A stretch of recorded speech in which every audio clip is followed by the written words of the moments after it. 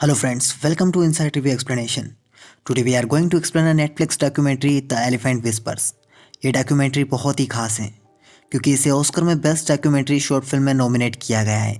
ये short film south India के दो कपल्स द्वारा शिशु हाथियों की देखभाल पर आधारित है जो उन छोटे हाथियों को अपने बेटों की तरह पालते हैं और पशु और मानवता के बीच एक गहरा संबंध स्थापित करते हैं। इनकी सच्ची कहानी हमें जीव प्रेम के लिए और भी ज्यादा उत्सुक कर देती है। तो इस एक्सप्लेनेशन को आखिर तक जरूर देखें और चैनल को सब्सक्राइब करके बेल आइकन प्रेस कर लें। डॉक्यूमेंट्री की शुरुआत में हमें बताया जाता है कि तमिलनाडु और कर्नाटक के बॉर्डर पर मधुमलाई सेंचुरी है और वहाँ पर प्रकाडू एलिफेंट कैंप जो एशिया का सबसे पुराना एलिफेंट कैंप है जिसकी स्थापना 140 साल पहले से हुई है और वो जगह हाथियों के रहने के लिए सबसे बड़ा सन्निहित जंगली स्थान है। साउथ इंडिया में कार्टून आइकन समाज के लोग रहते हैं जिनका मतलब होता है जंगल के राजा। उन्हीं में से एक है बमन जो पुजारी और महावत दोनों है। उनके पूर्वज शुरू से ही जंगली जानवरों के साथ रहते आए हैं इसलिए उन्हें जीवों से बहुत ज़्यादा लगाव है। बमन और बेली दोनों साथ में रहते हैं। उनके पास वन विभाग से फ़ोन आता है। उन्हें एक हाथी का बच्चा देखभाल के लिए सौंपा जाता है जिसका नाम रघु है। रघु की हालत बहुत नाजुक होती है।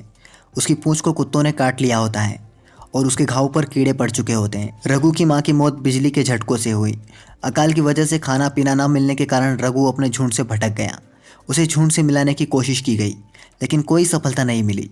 अब बमन और बेली को रघु की देखभाल की जिम्मेदारी दी जाती है।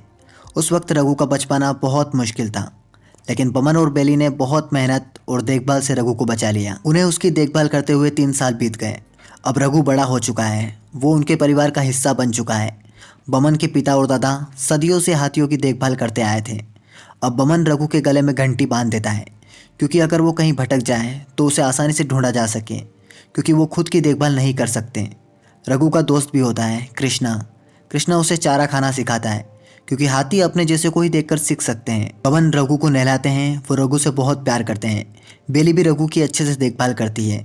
उसे देखकर वो अपनी सारी परेशानियां भूल जाती है। बेली के पहले पति को बाघ ने मार डाला। वो कबीले की औरत थी और कार्टून आइकन होने के कारण उन्हें हाथियों की जिम्मेदारी सौंपी गई। वो भारत की पहली लेडी बनी जो हाथियों की देखभाल कर रही थी। उनके लिए रघु का मिलना भगवान की देन जैसा था। वो उसकी माँ बन चुकी थी। रघु बोल नहीं सकता। अभी कुछ समय पहले बेली की बेटी की मौत हुई थी। ये दर्द उनके लिए बहुत बड़ा था। रघु ने अपनी सूंड से उनके आंसू पूछे। उसकी इस हरकत ने बेली की सारी परेशानियां दूर कर दी। बमन कहते हैं कि हाथियों की देखभाल बहुत जिम्मेदारी वाला काम होता है। वो बहुत बुद्धिमान और भावुक प्राणी होते हैं लेकिन कभी कभी खतरनाक हो सकते हैं। बमन का परिवार जंगल से ही खाना लेता है और उसकी सुरक्षा भी करता है। वो उतना ही लेते हैं जितना उनकी ज़रूरत हो। वो लोग हाथियों से नहीं डरते हैं बल्कि उनके साथ रहते हैं। रघु को जौ के लड्डू बहुत पसंद थे। उसे नारियल और गुड़ भी बहुत पसंद था। अब बारिश शुरू हो चुकी थी। बारिश के होने से चारा और उग जाएगा जिससे हाथियों को भरपेट खाना मिलेगा। रघु को सोने से पहले स्टोर से दूध पिलाया जाता है। अब विशेष पूजा का दिन आता है। हाथियों को तैयार किया जाता है। उन्हें माला पहनाई जाती है और गणपति से आशीर्वाद दिलाया जाता है। सभी हाथी गणपति को नमस्कार करते हैं। बमन कहता है कि उनके लिए हाथियों की सेवा करना भगवान की सेवा करना जैसा है और हम रघु के बिना कुछ भी नहीं है। अब हरियाली जा चुकी थी। मौसम बदल रहा था। चिलचिलाती धूप ने सब कुछ बदल दिया था। जंगली हाथी धूप में खाने पीने के लिए भटक रहे थे जिनमें कईयों की मृत्यु हो चुकी थी।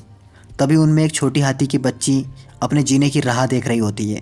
वन विभाग वाले बमन और बेली को इसकी जिम्मेदारी सौंपते हैं। इस बच्ची का नाम अम्मू होता है। बमन और बेली अम्मू को अपने साथ ले जाते हैं। अब अम्मू और रघु दोनों साथ में रहते हैं, साथ में खेलते हैं। उनके परिवार में एक सदस्य और बढ़ चुका था। अब बमन और बेली के साथ में रहने के कारण उनकी नज़दीकियाँ बहुत पास हो गई थी इसलिए दोनों शादी की तैयारियाँ करते हैं।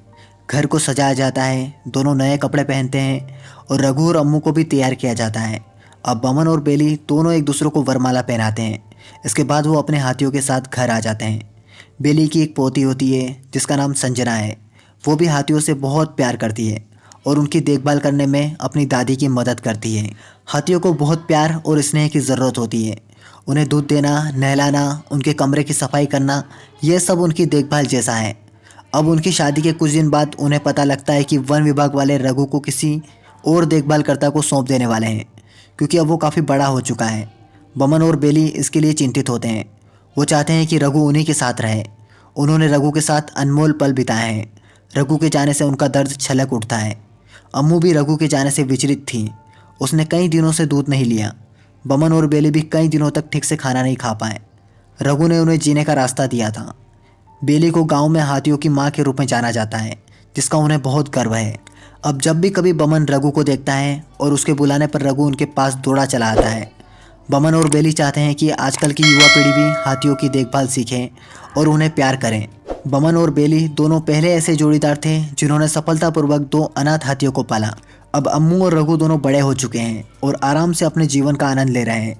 और इसी तरह ये डॉक्यूमेंट्री यहीं खत्म हो जाती है।